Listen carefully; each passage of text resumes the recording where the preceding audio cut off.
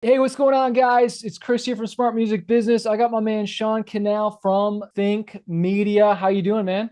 I'm doing good, Chris. Super fired up to be hanging out with you and your community. Dude, well, I just love all the content. I found you on YouTube. You're just, an OG when it comes to the YouTube stuff and just helping, I don't know, thousands of people grow their YouTube channel, monetize, and just blow it up and make a living off this. So just thanks for taking the time. We're going to be kind of more steering this towards artists and musicians. And why do you think YouTube is kind of underplayed compared to like TikTok and Instagram? Like, I feel people, it's kind of like the scapegoat. I think people should be focusing on it more, but I feel like people are quicker to jump on other social media platforms. Why do you think that is?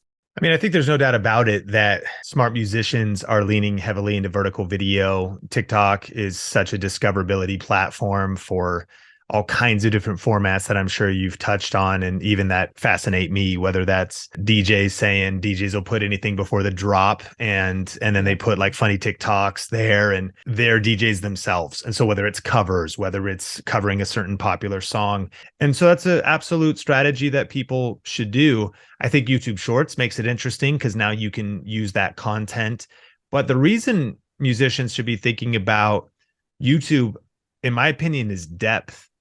You Mm, know, there was a story of a TikToker named Grace Africa, and I'm speaking at an event called VidCon in 2 weeks. So one of the things they do is for more celebrity based or more kind of like niche famous micro celebrity content creators, they do meetups and they have these winding, like almost airport looking lines to be able to just meet or get this person to autograph something or sign something. yeah. And the story of Grace Africa was crazy because when it came time for her meetup, literally nobody showed up. There was nobody in line, nobody showed up. As time passed, one or two or three fans came through, and she had millions and millions of TikTok followers. What that revealed was just the deeper principle that over the years, when it was about YouTube and YouTube subscribers, on longer form content, there was more depth there. There was Mm, more like I really actually vibe with you and follow you and connect with you, as opposed to like, I kind of like one of your songs, but I'm not a super fan, as I kind of maybe have connected with some of your music, but I haven't connected with you. So wow. YouTube is depth. I think YouTube is, I would argue, longevity. I think it's something about, and we could go into all kinds of strategies, but when it's not just, of course, your music, and there's a big opportunity there, but it could be things like behind the scenes. It could be different things that have to do with skits, or it could be really thinking outside of the box, and it could be something different entirely, starting a show of some kind, having Yeah. maybe a podcast of some kind, where they're getting to know you, the person, and also getting to have these touch points with you, not just when you drop a new single or a new song or whatever, but really connect with you. So YouTube is where that substance is, and that's also proof in the CPMs, the money that it pays Yeah. compared to like TikTok Creator Fund, and Yeah. I think in the longevity of careers. That's so good, man. And even like with this, like, I find people are going to connect with me and you more hearing us talk longer as opposed to just like a little 60-second snippet. It's hard to really get to know us, but when it's a longer form, there's that bond and that relationship built. So that's so good. Um, what's your story with YouTube and how you got into it and got sold on the whole thing? Because like I know that's what you Yeah. do.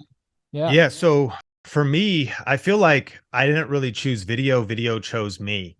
I just started to volunteer at my local church in 2003 in the youth ministry. There's like 16 kids, an hour north of Seattle. And the youth pastor hands me a video camera and Adobe Premiere video editing software on some CDRs to install it on the computer. I had mini DV tapes and I was capturing minute for minute, fire over Firewire to edit horrible videos for Firewire. when, Yeah. you know what I mean? Yeah. For horrible, terrible videos for Wednesday night youth group that were like announcements. Yeah. But what was powerful about that was this was 2 years before YouTube started, and I just started to cut my teeth in creating consistent content. I was creating a Yeah. weekly video when it was much more difficult than it was today, and then just playing it for the youth ministry. Eventually, that kind of scaled up to doing announcements for the church on Sundays as a volunteer. So then I was doing like 2 videos a week, and it's still I was so bad at video, but I Yeah. was getting the experience. And the first YouTube channel we started was for our small church in 2007, only 2 years after the platform began. We actually started a vlog that lasted like 10 episodes for the senior pastor. And because he had been exposed, typically churches are behind. So it was pretty cool. And not only that, smaller churches are even further behind. He got exposed to some kind of more innovative conferences and stuff that he attended, which just got us into this. I just remember as like an elder millennial back then at the time when he started telling us about Twitter, I was like, that's so dumb. Like, what are you talking about? It wasn't like the young people coming up with great ideas. It was actually kind of cool that I was just positioned. I actually really believe that if you're faithful with what's in your hand,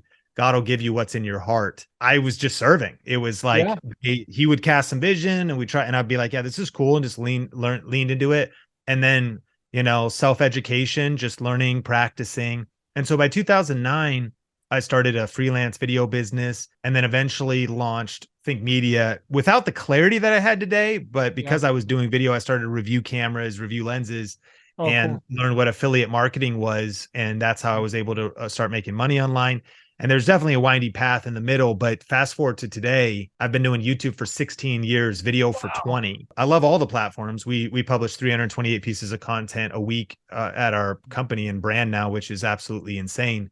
But whether it's the production side, cameras, tools, software, editing, live streaming, that was kind of what Think Media got known for at first. And now the YouTube strategy side, wrote a book, YouTube Secrets, and just have been doing it for a long time. I mean, that's part of it too. I've just been doing it. I probably made more mistakes, had more failures than anybody. And that's probably the power of just the compound effect. If you stay in something long enough, eventually some stuff starts to work and you learn some lessons. What was the first video that really blew up for you? And when you were like, okay, this is legit, like I can make money, I can make a business off this.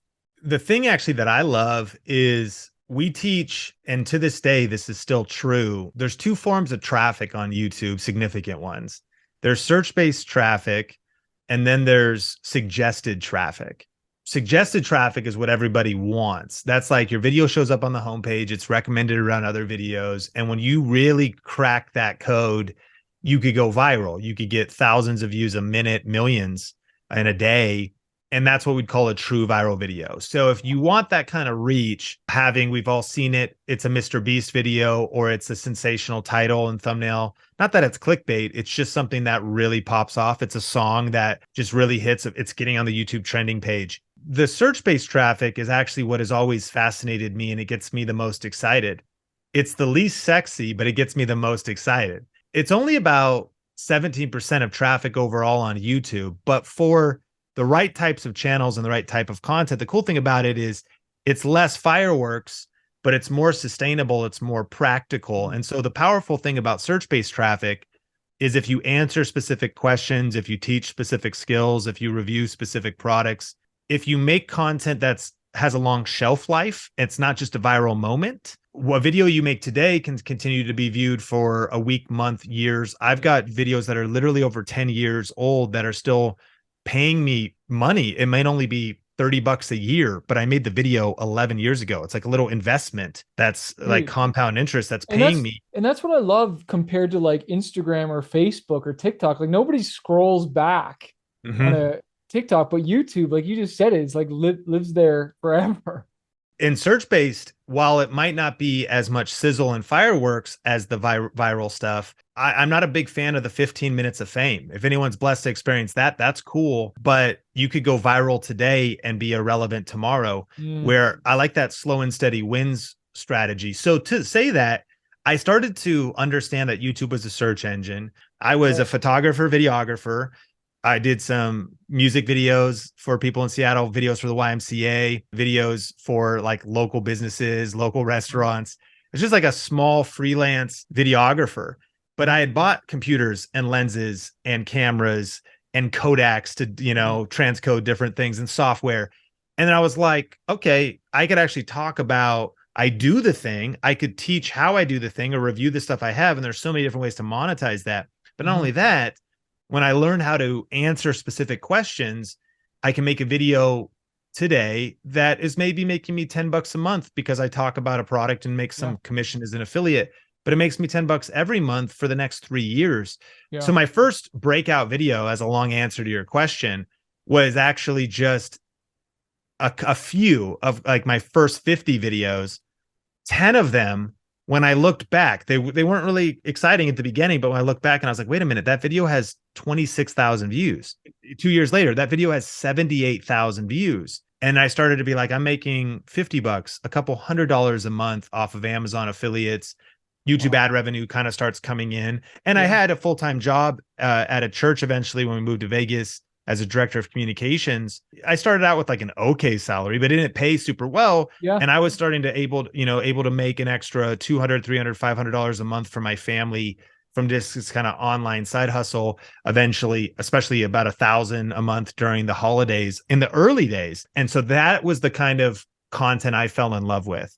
And to this day, where we do both and we teach both in all of our education programs and stuff. I like the sizzle, like let's go viral. Let's have something break out and have awareness to it. But let's also keep that like unbreakable foundation of search-based content that is working for you when you're not working. So I have two channels. I have my manifest, my music, but then we also have the smart music business where I'm teaching marketing. And I started with the how-to I found. For me lately is like, I've been kind of more chasing the thumbnails, chasing the viral content and making the edits where I'm really engaging the first few seconds, kind of the more the Mr. Beast viral. Like I'm trying to, I guess, teach, but entertain. What do they call that? Infotainment. And I found like, it's wild, dude. Like literally views or just whatever. And then YouTube's algorithm grabs it. It's just like, poof, like it's insane. Chasing both, I guess you're saying, but yeah, that steady stream of the search traffic will have more longevity if that viral thing dies eventually, potentially. To me, the sophisticated content creator moving forward would be learning both skills and knowing when to use each one. An example for us is that we embrace both is you just would ask what best suits this piece of content. Yeah. One of the things we're most known for is what is the best camera for YouTube, or the best 4K camera for YouTube, or the best vlogging camera for YouTube. What's cool about these is they have a very specific intent. And if you labeled those videos the way that you're describing, like this camera, and if it was just one camera, this would be a great idea, but like this camera changed the way I view YouTube completely with like a shocking thumbnail. Yes, you could go viral. This camera made me go viral. You know? Yeah. And so you should honestly do both. You probably make both videos. You should do both. But that video, while it might be more entertainment, the thing that's very fascinating about a search-based video that's just titled practically is viewer intent. And if someone, for example, is one of my favorite strategies is the versus strategy. The sophisticated content creator would understand, well, in this context, if my two cameras versus each other video only gets 10,000 views, it might though sell 20 cameras, and compared to a video that gets 100,000 views, whatever, and it's kind of entertaining, but doesn't necessarily lead to a buying decision. One is not right or wrong. It's just a matter of saying what's best. And sometimes there are people looking, I think the key is utility. It's like, are you making some videos that are just utility? Now, furthermore, if you got into mixing and music, sometimes it's like how to remove noise from Adobe to Audition. Like that's incredibly, there's so much long tail in the education arena of actually people just want to solve the problem. And I think it'd be a mistake if you were like, this Adobe Audition trick is so cool. Like you got to see it, because while that might get everybody to click because they want to see it, it doesn't make it have a utility factor for the future.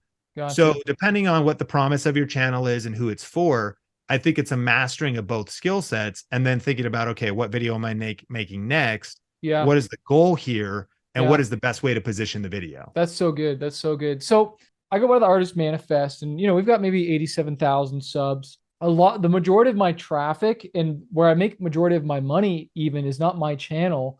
It's all the UGC content, the user generated content. We had one random artist use my song, and it got 17 million views on the short. And it actually helped my song Edge of My Life go viral in like China and stuff. And it just, it's just gone crazy, which has been great, but I can't control that. For me, you know, we release a song every month and a half, but it's expensive to do a music video. And yet I want to keep putting content out there. Even lyric videos can sometimes be pricey, and I don't always get that engagement, but I want to keep putting new content out there and I want to grow. So I've been doing shorts lately. I wanted your feedback on this. Is I've been kind of sometimes grabbing other viral clips that I think are cool that could go on one of my songs. And so I put it to my song Stones, where it's like, you know, you can't touch this. And I just put my music to these crazy shots, but it's not my footage, number one, but I kind of did my own spin on it. But it's fair use to an extent, but it started to blow up, dude. And I actually got scared because I didn't understand the whole fair use thing. And I ended up deleting it. I probably should have. Like, this thing like literally started taking off, like 10,000 views. And then I just kind of like, you know, I don't want to steal it. I just didn't know the legality thing. So I wanted to see if you could maybe speak into that and how I could grow, how I could maybe approach that, or how artists could approach creating content and just growing, you know? Number one, I'm not an attorney. Number two, This is not legal advice. Yeah, this is not legal advice. Number two, I do have a ton of knowledge in this area. And so I'll tell you what I know, in the air quotes of it's not legal advice. And then, number three, what's interesting about fair use and copyright and stuff is it's actually not even a YouTube issue. They're just trying to enforce it and stay and keep their business safe. It's actually like, we're based here in the US, you're in Canada, YouTube's in the US. So I think it's a, FTC or governmental federal thing. And there's been some very positive rulings on fair use. So actually fair use is a big opportunity for most creators. So fair use essentially is how, we can use how movie channels can show clips of the movie if they're commentating, how people can take other people's we call it OPC, other people's content, and use it in your videos legally. And then typically there's a good image people can Google of what is fair use. And it's actually like maybe there's 8 distinctions and fair use is somewhere in the middle, and it's a spectrum of each. So the idea is you create something new. Insane dodgeball moments, if it was multiple moments from multiple different channels, then you actually have made something new versus just taking one person's complete dodgeball clip. You haven't added multiple clips together. If you also transform it in terms of multiple clips and perhaps, the color grading or the cuts or the edits, or you opening or you outroing. I think about in the personal development kind of like mindset leadership space, my friend Evan Carmichael, he's a master. He's built a huge channel. One, he'll do like Oprah's 10 rules of success or Gary Vaynerchuk's 10 rules of success. So he'll gather like all of this content that is free for him to go gather from obscure places on the internet. He has to figure out which, valuable parts there are. But then he also adds on the screen, there's like a whole bar on the side that has his branding that lists all 10 start to show up on the screen. Yeah. And then it's 10 different things. And a lot of times, or if not all the time, he's the host. So it'll start with like the clip of Oprah, and then he'll go like, welcome to Oprah's top 10 rule, and he'll cut in and out. Yeah. So he essentially is doing kind of fair use at a perfect level. There's others. My friend Charlie from Charisma on Command makes incredible videos about charisma, persuasion, if you're awkward or an introvert, how to do better in social situations. But he leverages really known people and uses a ton of their footage and he's run into some trouble where he's done some stuff about like Conor McGregor, like how to get inside the mind of your competitors. And Conor McGregor is the person that he really does a breakdown and pulls the principles out of their life. Well, certain brands are a lot more aggressive to flag certain things. So like the UFC goes really hard. What he's also discovered is the reason people listening to this should get educated is Charlie doesn't have any fear.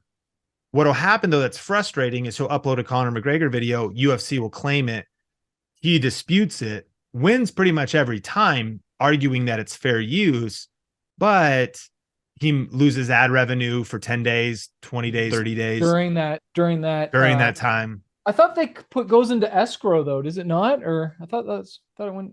Yeah, I mean, assuming ads are still running on it, it may be demonetized. That's a great question. I think the key is also not worrying too much about that. I think the greater opportunity is by leaning into fair use, its growth period. Even if the video got deleted, like, is it new subscribers? Is it awareness? And really not moving in fear, but getting educated. A confused mind always says no. watching some YouTube videos on fair use, and then doing some experiments. So my guess is, okay, I mean, if you should also know that, like, you think about the situations, like who created the dodgeball video. Maybe worst case, they just flag it. They claim the ad revenue for themselves. All right, cool. Let them have it. They flag it. The video gets taken down. It would be within their right, just like it's within anybody's right to sue you at any time for any reason. So like chances are the average person's not going to be like, and I'm so upset, I'm going to try to take this, but just being aware of that. And again, sometimes people are afraid of that, but it's like literally somebody could levy a lawsuit against anybody for anything. So if you get a little bit educated on fair use and you do your best to say, okay, well, I'm adding, it's a compilation of other things. What's fascinating is one of the most viral content formats on YouTube, among other things, is like TikTok compilations. Right. And they just take 200 other people's TikToks, smash them into one long form video, which pays a lot better in ad revenue. I think one of my favorite channels in this format is called Daily Dose of the Internet. That's a great channel to watch for fair use. Voiceover. The guy includes some of his own footage. He's got like different pets and stuff. He's like, this is my lizard. He's got this unique sounding voice. It's also do you think adding music would be considered a piece towards that? Because like that's really what I'm trying to do, and other artists on here is really just trying to get your song known. Maybe adding a clip of the music video or something like that. But I love what you said about, it's like, just create. Don't just rip the thing. And like, it's easy to maybe just take the one video as it is, but get multiple, make it longer, and even make it a longer form, even potentially. Yeah, and this is for sure fair use, but I mentioned it earlier. So there's a Instagram account, smalltalk.mp3 is their actual handle. And they created this series of day 23 of 30 of like DJs that are willing to put anything before the drop. And it's kind of this is a good strategy for musicians to create something that's repeatable. So DJs will put anything before the drop. They've done like 99 versions of it. And so what they do is they green screen themselves. They're like a co-DJ pair. I don't know much about them. What's funny is the reason I'm talking about them is because of the virality of short form video, and because they're also tapping into comedy. So they're green screened out. They've got their decks and they're standing by each other, and they'll just let a beat play, and then they'll put, the drop will happen. And then behind them on green screen is just like any viral TikTok, which there's unlimited of them. It could be like, Charlie bit my finger, like throwback viral video. And then they'll drop, and then they're their own EDM producers. So I've seen people say, this one guy who does some original music, he'll say like rapper bars. You maybe have seen this guy that would never say like awkward rap lyrics or something. And he reacts to himself. It's like a skit where he's at the computer, he's at his laptop, and then he'll like be looking and reacting to himself, but it's something repeatable. So it's like episode 55 of something related to comedy or something related to, so then you can kind of rinse and repeat, and then some do okay and some go incredibly viral. I think that the Small Talk guys did a Theo Von clip or something, and it got 32 million views. So then you start getting disproportionate ROI. So if you could figure out, put your music to fail. I watch this with my kids, Fail Army, kind of like Fail Blog, of all the crashes and falls. And if it was, you were to grab like just a bunch of crashes or like, to your point, the dodgeball, like something cool visually, obviously going and creating that on your own, and that content's already proven, put it to your song. And then again, this is not advice. I would not be afraid of any downside of that, of using it. Again, what would potentially happen is it may get claimed later. It may get taken down. My guess is nothing would happen. And if you lean into some of that fair use, what also could happen is, if for some reason, from my standpoint, not only would I think Small Talk, the DJs would actually could contest a takedown. Someone like Theo Von, a comedian, would probably be like, yeah, no, this is cool. That was a very creative way of using it. So like 99, it's like exposure. It's like, a lot of people, it's more, I think the world's more generous than we think, but you never know. There could always be that one person. So even if he was like, hey, take that video down now, well, they already are at 128,000 Instagram followers and got millions of views on it. And the long tail goal of what they're doing, I mean, the Reels fund has been taken away. I don't know how it's done on TikTok and Shorts, but is of course the small percentage of people that then check them out and find their own music or book them for a show or whatever else. So once the reach and exposure is there, I would be less concerned with like the YouTube Shorts revenue and just leaning in towards the reach. That's good, man. I've been just wanting to create more stuff, and I feel like artists and musicians, it's not just making another music video or another lyric video. It's like, how can you tap into like what's going on, what's already working on YouTube? So like, I didn't just grab whatever video dodgeballs. I grabbed certain things because they already had millions or hundreds of thousands of views. Like I was trying to like, okay, this works, but let me put my own spin on it. But dude, that's freaking gold, man. What would you do like if you were trying to like promote your song? What would you do to get found or discovered? Like how would you start? Because there's a lot of artists here that are just starting. Like how would you approach it? It's a pretty high level of execution. I think Nick D is an artist that's interesting to me. I am Nick D on Instagram. The way he hooks his videos, and he'll cut right into one of his songs, but he'll do like these different hooks where he's standing in some public, like in the middle of the street or in some awkward situation. It'll kind of like conversationally open and then cut. I would try to collab. I think that collaborations are historic, and collab with other people who are on Instagram. And similarly, I actually just discovered one of his new songs. He hooked me with the storytelling of him and another artist, and then it just cut into the song. He like tricked me. It was kind of funny. And he was like, his friend walked in, something about whatever. And he's like, bro, you're a solid 6 out of 10, talking about like his looks. And then all of a sudden, and he was like, what would I say to yourself in a mirror? And then it was this new song. And I was like, oh, wow. And the song kind of, and this all takes place in, 18 seconds or whatever. So it's tapping into that short form. So I think he's one person that's kind of interesting. I think just doing something every day. Long form or short form? Like short form, probably more short form, but just the idea of, when your songs could be on YouTube Shorts and on these different platforms, doing weird stuff, but just doing it to the song, where maybe, because if you're also going to lip sync, if the song is actually in these different libraries, but you go weird places, like have some weird props, a different outfit, a different location, but also on a flip side, like go in front of Tim Hortons and just put your camera on a tripod or Chick-fil-A and then just wrap your song on the part that people love and put that on vertical video platforms. That's going to take you 30 minutes or less to shoot a couple creative clips and then maybe save it and then upload that to YouTube Shorts, to TikTok, to Reels, like however you want to, I think that's one thing. I mean, for YouTube, I saw a producer at my friend's church. Jeff Moores is in Oceanside, California, and a cool guy at his church that was making music, kind of like indie, kind of emo, and even some kind of messing around with some hip hop stuff. I remember one of his vertical videos caught me because he covered whoever sings that, Olivia Rodrigo, good for you. You look happy and healthy. But he did it on like electric guitar with like stomping his foot. Like he just kind of really, and I was like, that slaps better than the song. Like, and that's not new for your community, but I think that fresh wind of creativity of thinking about, okay, this is about hacking culture. I think the other thing would be, and I know different people, this might come easier to, but comedy always wins. Creativity always wins. I think there's something about when you understand culture, depending on the style of music, of course, depending on your values or who you are, you want to be authentic to yourself. Who do there's a level in like hip hop of fashion or brands, sneaker culture, probably a lot of your community isn't trying to flex and stuff like that. But you also might be a sneakerhead. And if that's true, then I think what was interesting is these are the elements we want to be creative with.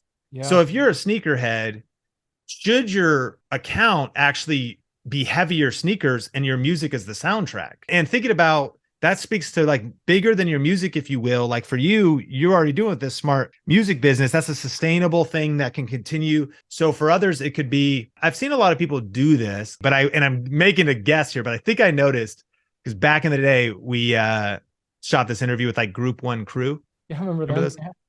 And I think they got a podcast now, or at least some of them do. The lead singer, Manuel, he writes with some of the guys I write with in Nashville for TV film. So I know he's got a podcast. Which is also just about like not music. Not at all. Okay. Exactly. So there's the big idea. So I haven't really followed, and I appreciate you filling in the details. So I don't really know what's up or if it's good or whatever. But Mm-hmm. the idea of, can you create media? I mean, I'm good friends with Ruslan, who's got a pretty big YouTube following, Ruslan KD, and he Okay.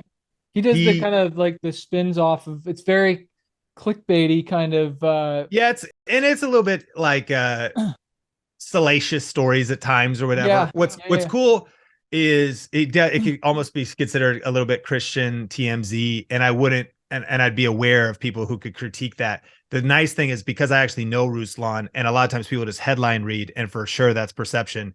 But Yeah. when you see his character and even his ethic in the videos to be very sober and unbiased, and to Yeah, be I very noticed like, that. The thumbnails and the headlines like grab you, but then he's chill. I don't he's commented on a few of his videos. I don't know him. I'm yeah. pretty sure he knows my music and whatnot. We're in similar worlds. But sorry, keep going. That's a good point. Yeah, so all that to say, and that goes back to like self-awareness of, you're not just trying to, he generally pays attention and loves all this stuff, and then he generally loves scripture, and he loves leadership, and he loves, all this different stuff. So there's a way he's doing it. And I also think that maybe some people probably who critique a Ruslan are kind of like the people on the sidelines critiquing people playing the game. I think there's something about, yeah, you get in it. Like I'm sure he's thoughtful. I know he's thoughtful about, I want to be, I want to be biblical based. I want to honor Jesus. I want to Yeah. uh also not be afraid of having challenging conversations. I don't want to just be a Christian TMZ, but then there's the opposite extreme where, why can't we talk about these things? So I would think for the onlooker, the real question you should be asking is like, man, what can you learn from Ruslan? Mm, What could you building a voice? But what's also powerful about that is, I think he said that his music's doing better than ever. So he could be his own commercial spot, yeah. and he could put advertisements for his songs in the midst of, and he's created a framework on YouTube where he could sit down and record for a couple hours, but cut out multiple clips. He's created a framework where, because of his network, he can bring on other people that he's connected to, and they could sit and talk about whatever and react to stories together. So I think it's a worthwhile study to realize that I think the smart musicians are thinking a little bit bigger about, how do I create media?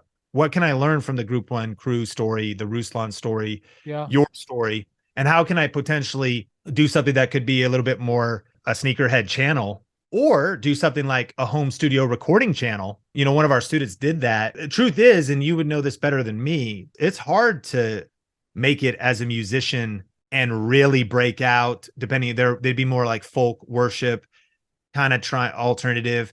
Him and his wife were trying to, get their songs out there and all that kind of stuff. If they thought like Spotify listens were going to pay their Yeah. mortgage, like there was Yeah. a big delta.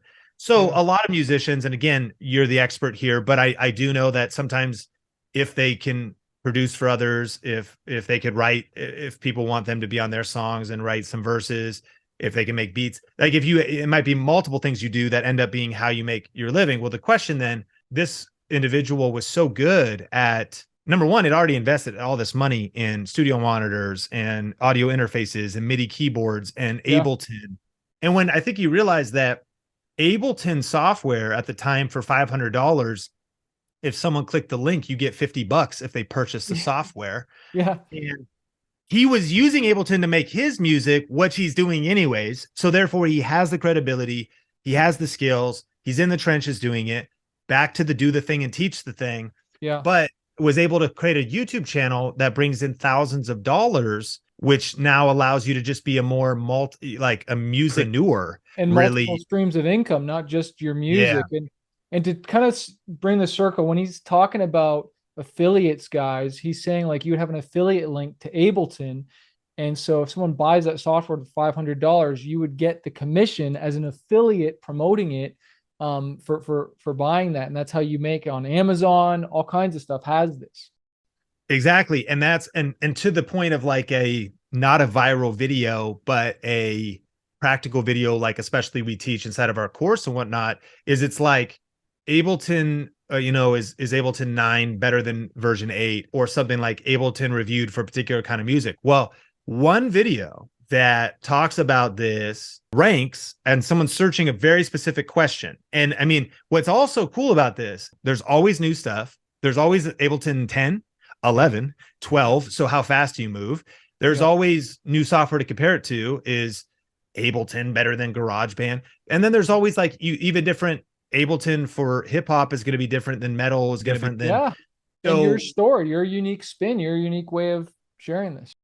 Right? And again, one video for him that I want to say did 12 or 24,000 or 32,000 views led to literally, I think, over $1,000 because people saw the video, they clicked his affiliate link, and he only made the video once, and that video is working for him, whether he's working on new content, whether he's performing live, whether he's actually recording a song with his wife, all of that. We've thrown out a lot out there. I'm sure for some ideas are popping off, for others, they're unsure what that is. But to me, that's what it is. I mean, it's on a macro, it's like creating media of some kind and perhaps creating a brand that taps into culture and a desire and a felt need. And I think a way to think about it is, in a way, you're almost like starting another business. It's an adjacent business to your music business. Yeah. It's like I'm going to start like a sneaker head kind of review or whatever vertical thing. Yeah. I'm also, a hip hop artist or and a producer. I'm a travel blogger, food eater. You love food. You're on tour, and I could be shooting all these things that I'm eating on tour.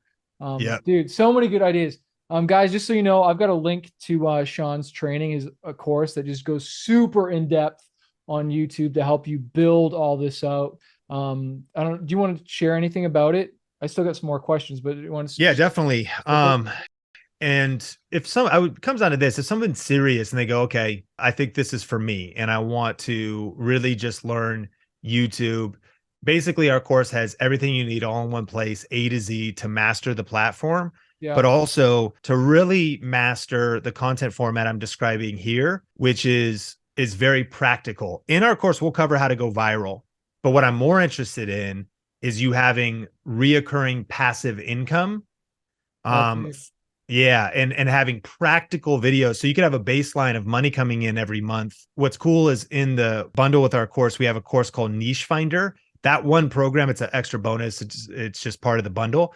That also, for the person trying to figure out what is their thing, like what is their show or their video podcast or their sneaker thing, like if you're unsure, because I think one of the biggest challenges could be we get so close to the problem. We're like, I'm doing my music. I want to get my music out there, almost like revisioneering a little bit of what is possible for reinventing yourself a little bit, maybe reinventing your career and really establishing yourself and building a brand over the next few years. That only helps be a launching pad and a catapult for your music. So I think that this program is definitely perfect for your audience. So if someone say, yeah, I'm serious about YouTube, you can see all the details. You could just link it up in the show notes or whatever. And the link is below. Yeah. If people have questions, they always can hit me up, DMs and stuff too. I'm available. I love YouTube, and I love what we're talking about is because it's a product versus a service. You do the work once, but you get paid over and over and over again, as opposed to me performing and doing a show. I only get paid for that show once.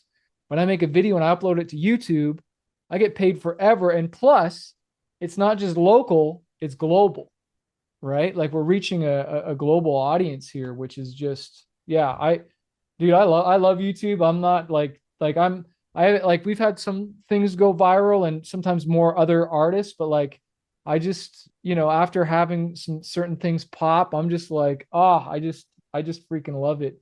Couple more questions for you, man, if you got a moment here. Let's rock. This one's a little different. So I have a 9-year-old daughter. She has a YouTube channel, but it's a gaming channel, and she's got 804 subs. And she had a video that just all of a sudden, poof, 80,000 views. Like She actually had the YouTube algorithm trigger before one of my smart music business videos. I was like, what the heck, man? Like, you know what I mean? And now though, it's kind of like died a little bit. And so what would you say to like her channel and even an artist that's like, you had some momentum and now it's just not firing. You're just not getting it to kind of reignite this thing. Cause I know there's some artists that are like, man, I know this because some of the haters that you guys post, you're like you hate, and then I go check your channel and you haven't posted a video in months or years. So how do you reignite a channel that maybe had some traction? Yeah, I think this is a great topic. I think thing one to know is that YouTube judges each video individually on its own merits. I just actually did an interview with Renee Ritchie, who works at YouTube, and asked him all kinds of hard questions and insider questions or whatever. And that's coming out on our podcast. Great conversation. But one of the things was like, should I also be afraid that if I post a video that performs horribly, that it's going to ruin my channel? And his answer was no. As soon as a video kind of starts to fail and doesn't have a very good click-through rate or average view duration, and for anyone uploading on YouTube, it's like a 10 out of 10, which is out of your last 10, it's the worst performing. Your goal is 1 out of 10, which means out of your last 10, it's the best performing. And it tells you, it says click-through rate is higher, average view duration is higher, view count is higher. Your best video gets even more views, and your worst video, there's almost nothing you could do, because once perhaps it's a title thumbnail positioning thing and a small tweak to setting viewer expectations could help that video kind of be revived. You should just post a lot of content, be, of course, make it as quality as possible, but just realize that it's partly a numbers game where, of course, you're doing your best to like master virality. But if you're also just disciplined, I'm not stressed usually about the 10 out of 10s, also because of our methodology. I go, well, that's fine. It didn't do very good today. This video is still going to be getting views in 2 years. So I'm playing much of a much longer game. Unfortunately, I think there's something really negative that happens to our brains when we experience a breakout video. Yeah. We get so much like serotonin and dopamine. It makes us a little bit like intoxicated on the growth. I think it makes us believe things are better than they are, or that like the channel has momentum. And the truth is, yes, you should leverage something going viral. I think we overestimate even what that means. Like, that's awesome that one video. How should you follow it up? Well, you might follow it up with like a part 2. Many people in music have done that. You know, part 1 is maybe tapping into something in culture. So the sooner you can give them the next version of when a video breaks out, that is the next action. What would viewers who watch that video, which was probably a lot of people who didn't know you, watch next and want to click on next? And it doesn't even matter if they subscribed or not, because once they've consumed that video, then YouTube will recommend them the next one if the next one's a good compliment. It's complementary to that last video. Sometimes this is caused, like I had a student was posting, I want to say kind of filmmaking stuff, didn't love drones, didn't care about drones, but posted a drone video that went bonkers. And then he goes, okay, Sean, do I go all in on drones then? And my question for him was, well, what do you actually want to do? Is that it might be smart from like maybe a business sense, and you could follow up that virality, but like, is that also gonna erode your soul because you like are just doing it to chase the algorithm? Or are you doing it? And he goes, yeah, I actually don't even really care. I didn't think that video, that's not what I would want to talk about. And I said, okay. So what we're then learning there is thinking, okay, yes, this is blowing up, but what does that really mean? And so I think trying to stay grounded, and, you know, the definition of resilience is almost like, I was listening to a book called Attributes on audiobook, and they were talking about Navy SEALs. It's written by a Navy SEAL. And resilience is how quickly do you get back to baseline? So if you have a huge day where you win, you're getting invited everywhere, money's coming in, things are great, it doesn't go to your head. You just get back to baseline, you stay disciplined, you keep doing the work. Similarly, you're in a rut, you're not getting the views, you know, you feel like you're in a slump. How quick can you get back to baseline? I'm still living up my skills, I'm still learning, I'm still being consistent with content. I'm not letting these emotions stop me from just doing the work. And resilience is such a key skill set for content creators and musicians to have, because you know this better than anybody. There's going to be highs, there's going to be lows, there's going to be ups and downs. Your longevity is insane with so many people that have come and gone. Oh, dude, so many no's, so many rejections, right? Like, just getting hated. You dropped so much gold. It's so good. It's so good. I mean, it makes me, so anyways, so that's the last thing I would say is if it breaks out, try to do a part 2, but also just get back to the basics. And to your point of the haters, like, oh, where's your view? You have this many subscribers, why are you getting this many views? And to your point, it's like, I just keep uploading. This is, I think, is one of the biggest perceptions. As soon as we hit 1 million views, if we start getting 10,000 or 100,000 or whatever, that can start feeling like failure Mm, compared to mm, the million. yeah. Whereas resilience is also remembering where you came from. Yeah. If I'll look at videos, because we have 2.5 million subscribers, sometimes the nature of the content that we have, but also the fact that I'm trying to hang with my kids, man. I got a 2.5-year-old and an 8-month-old. Like, I'm repurposing content from my podcast that an editor's doing. I'm not defending myself. I realize I'm not putting out my greatest videos because I'm literally not even sitting down. I record a video podcast, so I respect that someone goes, wow, the views on this video are so low. And I'm like, yeah, fair enough. But also, me getting 13,500 views. I'm a small town kid, college dropout. That's insane. I know what the economics of our business is, what we're doing across platforms. So I think having just taken a step back and also realizing the compound effect of just doing the work, putting out songs, being resilient and just getting back to doing the work, back to the consistency, and not necessarily just trying to, it's also seasonal. I know I'm going a little long here, but I'll land No, here. you're good. You're killing it.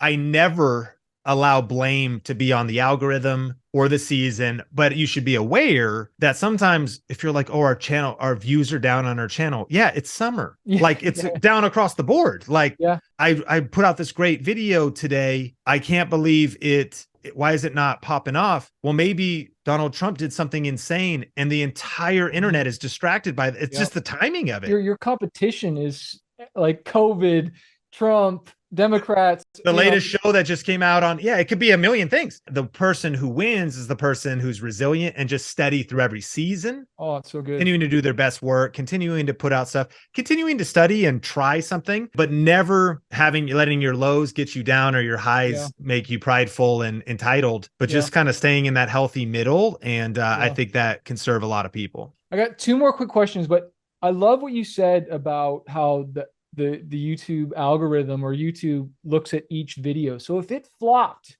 whether it's YouTube, Instagram, like, go again, try something else. And like you said, like, if your friend or your student, didn't risk trying that drone video, like, try something completely different that's just like way out there, then you would never know.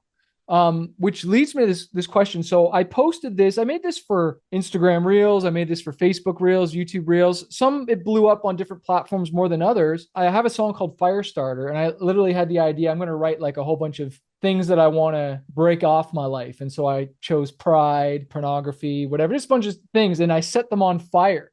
And I put it to my song Firestarter, and I held it up. And I'm not like a super controversial guy. I am a person of faith, and I really believe in standing up for what you believe in. So I did purposely, pride is a sin, but then there's also it's Pride Month. And so I'm not going to lie, I purposely set pride on fire, and I love all people, but I have my beliefs, right? And like, I had the idea and I just activated on it immediately. Truth shouldn't travel without love. Like, I never purposely want to offend anybody, but just because I have my beliefs, like, I still have my beliefs. And I know you're a person of faith too. So how have you mixed your faith with your business, and just being the authentic you? Because, like, I love everybody, but there's no way around it. You're just going to offend people. But what would you say to people that, whether they are a certain thing, whether they're Muslim, whatever, how can we encourage people to, I guess, be their authentic selves? And how do you do that even with your faith and stuff with your business, and how that's impacted things? That's a good question. I mean, I think for me, I do think that people need to have self-awareness of what they're called to do. Some people are called to evangelistic ministry and the preaching of the gospel overtly, and that also might be the branding of their content. Knowing what it is you're doing, that's very important. I think that for the person who that is not what they feel called to, or the station of life they're in, if they tried to force that, it just doesn't fit right. It's like trying to wear Saul's armor. Like, you got to figure out what is your, slingshot and 5 smooth stones. Like, what's God's grace on your life? Not everybody, I think, has to look the same. I will say, though, we are all, if we're Christian, called to have the Great Commission. And it says, go into all the world, preach the gospel, teach them everything I've commanded to you, baptize people. So I believe it's actually every one of our jobs as Christian influencers, content creators, musicians, business owners, to be active in the Great Commission. My engagement in that is, I believe YouTube's a massive mission field. Social media is a massive mission field. And what we need is we need countless more people getting better, more songs out there, channels started, social media accounts started. But I think there's an overt way of doing it and a covert way of doing it. Not that it's like hidden. I realized a while back that some of the most famous influencers were making disciples. They were teaching young people how to think about sex, relationships, dating. They were thinking people of how to think about drugs, money, purpose of life, and they're really influencing people. They weren't maybe doing it in the name of any religion, and I think that there's the opportunity for artists and art creators to also teach people about, because what did Jesus said? He said, "Teach them everything I commanded to you." You can teach. Jesus had really 50 direct commands in kind of the gospels, and then there's more than that, but about half of them are just, they're not like prayer and fasting. Half of them are like, let your yes be yes, your no be no. So we help all kinds of different people. It could be family vloggers. Maybe they want to be like, we're Christian, daily Bible verse, or they give a chance to disciple their viewers and influence their viewers on the way they treat marriage, and it could be more subtle. I think that's really up to the individual. So you pray about it, think about everything that is happening in culture that's from an unbiblical, anti-biblical worldview, and then think about how can you, and so that's what I do at Think Media. I'm not a big fan of business owners needing to even Christianitize their content. Like if you're like a local painter company, you could just be called like Awesome Painter Company. Yeah, you don't have to be called like the 12 disciples, like that's going to be, and your way of it being influential though, is now you get to do excellent work. I think excellence is thing number one for the entrepreneurs listening to this and musicians. Excellent work, honoring God with developing your skill set, thinking about your sphere of influence as it grows. And I mean, this more than it was like there's some Bible hip hop people who are like literally like chapter and verse. And then there's some people that are like, I'm a Christian. So there's a spectrum there. And I think it's knowing how it is and what you're called to do. So for me, I don't do Christian camera reviews. I don't even believe there's such a thing. Yeah. It's just making a great camera review. So I'm just being me, and I'm being a little bit more vocal in some episodes. I did a video recently that was like a message to Christian content creators. I did a video that was 3 secrets from the Bible every content creator needs to know. Oh, cool. Which was kind of like a bridge to and I was in the video, I was like, hey, listen, I've discovered that running my business, running my channel, the Bible's been incredibly helpful, no matter what your backgrounds and beliefs are. This is what I'm going to share. And I actually shared 3 verses and broke them down. That was a little bit of an overt. Yeah. And I'm not a Christian channel, but it was surprising. Not only did it really resonate with Christians, but I got a lot of feedback in the comments from people saying, I'm not really religious, but this was kind of cool the way you do this. That's just me being me and doing it kind of my style. Yeah. So those are some things that I think that someone should ask themselves, do I want to be like a Bible teacher, even through my music? Right. Or do I want to be a little bit broader than that? What is God calling me to do? What are my convictions? But definitely we probably all could get a little bit more bold, or I should say intentional, because every single one of us has been given the Great Commission. So what is our part of making disciples? And for some of that, for anybody listening to this who hasn't heard of like the 7 mountain concept before, kind of goes back 7 mountains of culture to like Bill Bright, and other people have taught it. And some different people all actually came together. Gabe Lyons from Next Christians was the book. It was called Q Ideas. They just actually literally changed their name to Think Media, which is super funny. But it has a Q, but whatever. He talks about the 7 mountains, 7 spheres of culture: business, family, religion, politics. Sometimes our ideology, we only focus as Christians on the religious mountain, and we're either in ministry or we're just tithing, as opposed to really rising to places of prominence in those areas, which might not have to do with even writing John 3:16 on your cheek at a football game. It's also is literally just taking Christ and the good news and the gospel and biblical values and bringing those into places of politics. Yes, that there's maybe times when you preach overtly, but clearly there's an absence a lot of times of Christian influence in those places. So that's the biggest thing that I would just think is like my biggest witness.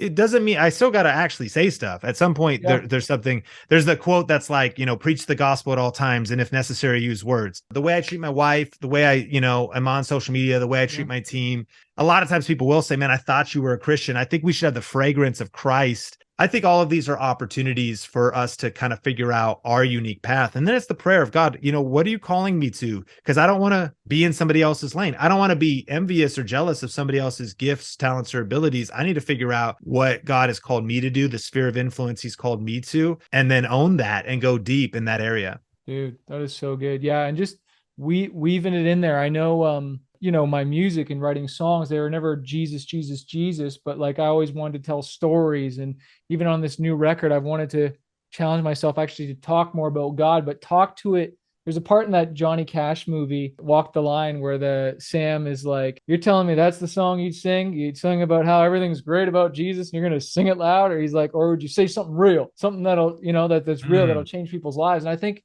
us just being real and being our authentic selves and letting it come through. And because I do teach business and marketing for the musicians, I have been applying. The Bible has a lot to say about that, and it's just I think it can help people and let it shine. Well, dude, you freaking killed it. I'll make sure I got the link below to the YouTube course, which I know is going to help. I'm going through it right now, and it's just been freaking mind blowing. But where else can people connect with you?